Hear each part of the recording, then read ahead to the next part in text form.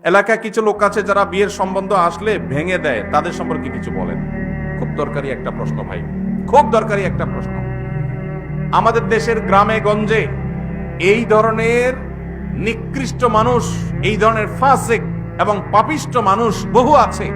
এমনকি অনেক লোক আছে নামাজ কালাম পড়ায়, মসজিদে জামাতের সাথে নামাজ আদায় করে, কিন্তু মানুষের বিয়ে শাদী উপলক্ষে খোঁচাখুচি করে।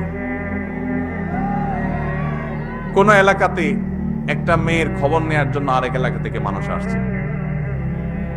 আসছে এলাকাতে আপনাকে পাইছে একটা পুকুরের ঘাটে উজু করতেছেন, দেখছে যে মসজিদের পুকুরের ঘাট উজু করতেছে, বেচারা নামাজি মানুষই হবে। জিজ্ঞাসা করছেন, ভাই সালাম আলাইকুম, আপনাদের এলাকায় অমুক মেয়েটার সম্পর্কে কিছু জানেন কিনা? আপনি চিন্তা করছেন, আরে তো আপনার শত্রুর মেয়ে, আপনার সাথে তার আইল ঠেলা ঠেলি আছে।